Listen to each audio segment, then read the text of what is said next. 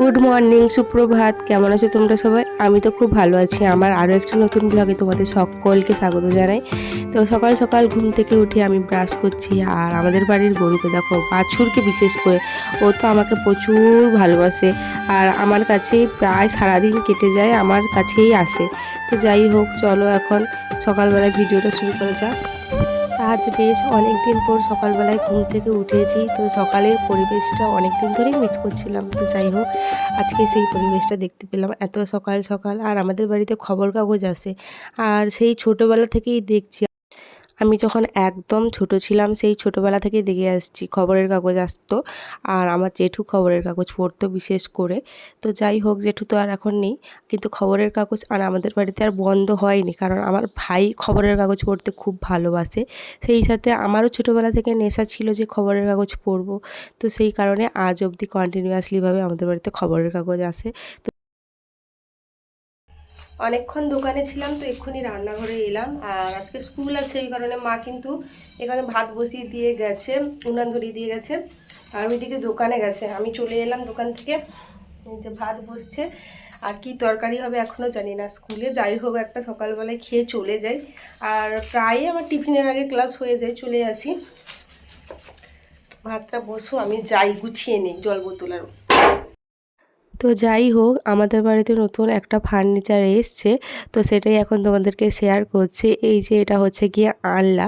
আমাদের বাড়িতে কাঠের আনলা তো আছে, কিন্তু একটা চাইছিলাম যাতে স্টিলের আনলা এরকম একটা শোকেস সমেত থাকে, কারণ এত নোংরা হয় বাড়িঘর ঝাঁটালে, কাঠের আনলায় থাকা জামাগুলো কিন্তু অপরিষ্কার হয়ে যায়। ওই কারণেই এই আনলাটা আনা হয়েছে আগের দিন। আর তার সাথে ভাইয়ের জন্য এই বুক রাখার তাকটা, বই রাখার তাকটা আনা হয়েছে। ওর এত এত বই সব জায়গায় ছড়িয়ে ছিটিয়ে পড়ে, তো তার জন্য এই বই রাখার তাকটা আর ওই আলমারিটা আনা হয়েছে। আর এখন মা চাল ধুতে যাচ্ছে, আজকে আমার কিন্তু স্কুল আছে। তো যাই হোক, এই বাছুরটা এত কিউট হয়েছে। আমাদের বাড়িতে প্রতি বছরই নতুন নতুন বাছুর হয়, কিন্তু এই বাছুরটা কেন জানি না যে সবার কাছে চলে আসে। আর আমাদের বাড়ির গরুর কথা তো কোনো তুলনাই হয় না। এই যে দেখো, বাছুরটা আবার আমার কাছেই আসছে দেখতে পেয়ে। তো চলো,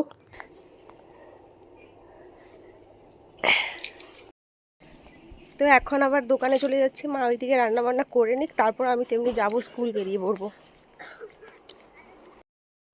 তো রেডি সেডি হয়ে গেছি, এখন অনেক কিছু বাকি, আমি এখনও খাইনি। বোতলে জলটা ভরলাম, আর এখন পুরো 10টা বাজতে যায়, তাড়াতাড়ি করে খেয়ে যাব।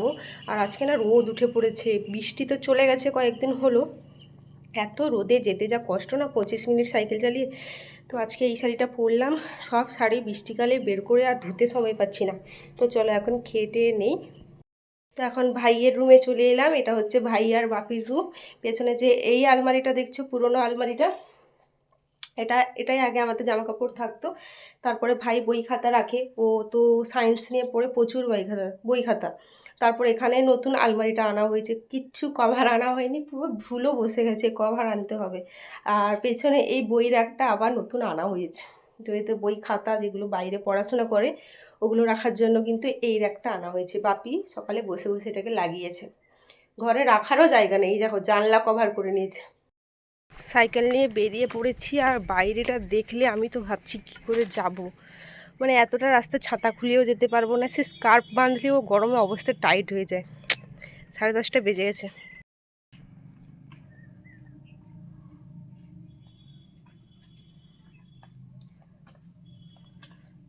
বাড়ি থেকে স্কুল আসার সময় তো রোদটা দেখতেই পেলে, আর এখন স্কুল থেকে বাড়ি যাচ্ছি, একদিকে রোদ আর একদিকে মেঘলা। কিন্তু রোদের এত তেজ, কি বলবো তোমাদের, এতটাই কষ্ট হচ্ছে সাইকেল চালাতে যে আর কি বলবো। স্কুল থেকে চলে এসেছি, এখন কিন্তু বাজে 2টা। আজকে আমার টিফিনের পর ক্লাস ছিল না, আগে ছিল, ওই কারণে আমি পালিয়ে এসেছি।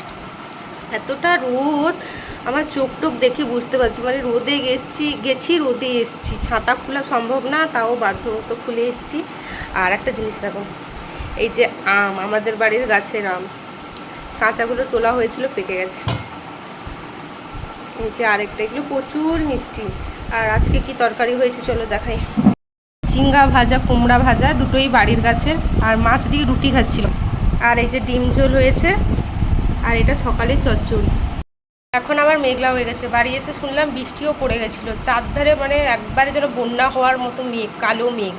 ভয়ে তো আমি তাড়াতাড়ি করে এসেছি, কিন্তু এই মেঘে একটুও বৃষ্টি হচ্ছে না। গত 4-5 দিন কোনো বৃষ্টিই হয়নি, মানে সেই কবে থেকে। এখন মেঘলা হয়ে গেছে কিন্তু বৃষ্টি হওয়ার নাম নেই। গরমে আর থাকা যাচ্ছে না, সত্যি কথা। আমাদের বাড়িতে তো বিশাল গরম। তো চলো এখন খেয়ে নিই, খেয়ে দিয়ে একটু ফ্যানে শুই, তারপর আবার কথা হচ্ছে। গুড ইভিনিং সবাইকে। এখন বাজে বিকেল 5টা। আমি রান্নাঘরে এলাম। এই যে চিনে বাদাম, লাল লাল চিনে বাদাম, এগুলো এখন ভাজবো। বিকালে খুব খিদা পাচ্ছিলো, কি আছে। তো এই বাদামটা ছিল, এটা এখন আমি ভাজবো, তেল দিয়ে ভাজবো। তো চলো ভেজে ফেলি। তো এখন রান্নাঘরে চলে এসেছি বাদাম ভাজতে। আর এই চীনা বাদাম তেল দিয়ে ভেজে খেতে বিশাল টেস্ট লাগে। অনেক দিন ধরে এই বাদাম খাওয়া হয়নি। সন্ধ্যা প্রায় হয়ে গেছে, মানে 6টা বাজতে যায়, অন্ধকার হয়ে গেছে। আর কীভাবে মেঘ উঠেছে।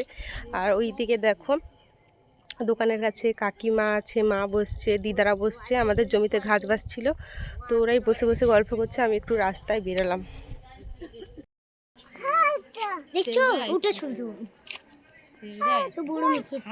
দূরে মেঘ হয়ে গেছে, আর এরকমভাবে পুরো মেঘলাও হয়ে গেছে, কিন্তু বৃষ্টি হচ্ছে না।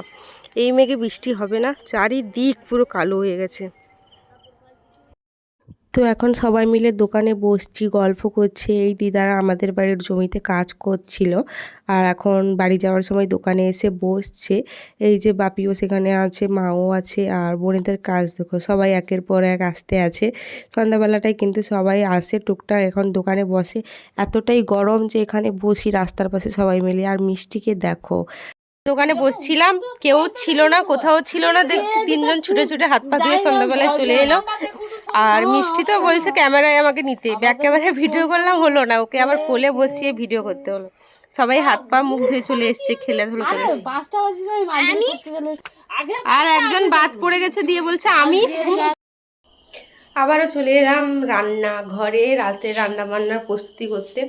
আর আজকে সত্যি বলতে দুপুরে ডিম ঝোল হয়েছিল, ওই জন্য ওগুলো আছে, ভাই পাপি খেয়ে নেবে। আর মা বলল যে কি খাবো, আমি তো মুড়ি খেতে ইচ্ছা হচ্ছে রাতে, ওই জন্য বাড়িতে কুমড়ো আছে, কুমড়ো কাটবো এখন, কুমড়োর চপ করব। কুমড়োর চপ দিয়ে মুড়ি সেই লাগে। কারা কারা কুমড়োর চপ খাও? কুমড়োর চপের নাম কি হয় বলো তো? অনেকে কুমড়ি বলে, অন্য জায়গায় ফোনে দেখেছি কুমড়ি বলে, বেগুনিকে বেগুনি, কুমড়োকে বেগুনি। অনেকে আবার কুমড়োর চপকে বেগুনি আমি শুনেছি, তবে আমরা কুমড়োর চপই বলি, ওই কুমড়ি বেগুনি কিচ্ছু বলি না। যাই হোক, এখন কুমড়োটা কাটি, ফ্রিজে আছে। এই যে বাড়ির গাছের কুমড়ো, আর কিন্তু গাছে কুমড়ো নেই, মানে দুটো হয়েছিল তুলে নেওয়া হয়েছে, একটা খাওয়া হয়ে গেল, আর একটা আছে, গাছে কিন্তু নেই। আর ওই নিচে এখানে চাল কুমড়া রাখা আছে। তো এই যে চপের জন্য কুমড়োটা কাটতে বসছি। আর আমাদের বাড়িতে কুমড়োর চপ কিন্তু প্রায়ই হয়, তোমরা আমার ভিডিও প্রায় দেখতে থাকলে দেখবে যে কুমড়োর চপ কিন্তু ঘন ঘন খাওয়া হয়।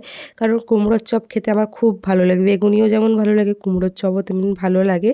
আর কুমড়োর চপের জন্য কুমড়োটা এইভাবে পাতলা পাতলা পাতলা করে কাটতে হয়। তো এখন বসে গেছি কাটতে। কুমড়োর চপটা আমিই কিন্তু ভাজবো। তো রাতে দেখি মুড়ি খাওয়ার পরিকল্পনা আছে। এই যে বেসনে নুন, একটু হলুদ, তারপর একটু কালো জিরে, এগুলো মিক্সড করলে কিন্তু আরও টেস্ট হয়। আর সঙ্গে একটু আদা বাটা দিয়ে দিলে তো আরও টেস্ট হয়। বেসন আমার মাখানো কমপ্লিট হয়ে গেল। আর গ্যাসে বসছে চিড়া সেদ্ধ আর আলু ভাজা। বাপি ভাত খাবে বললো, তাই আলু ভাজা করা হলো।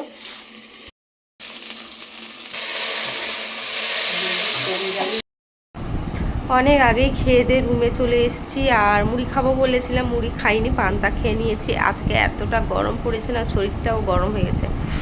আর এখন ঘুমিয়ে গেছি, 11টা বাজে ঘুম থেকে উঠলাম, ঘুমিয়ে গেছিলাম।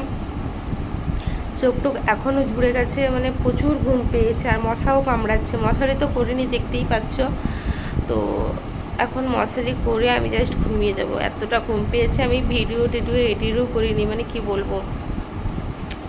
তো চলো যাই হোক, ভিডিওটা এই অবধি। তোমাদের যদি ভালো লেগে থাকে আমার ব্লগটা, তাহলে একটা লাইক করে দিও, চ্যানেলটা সাবস্ক্রাইব করে দিও, কমেন্ট করো। তো আজকের মতো ভিডিওটা এই অবধি, দেখা হচ্ছে কিন্তু নেক্সট ব্লগে।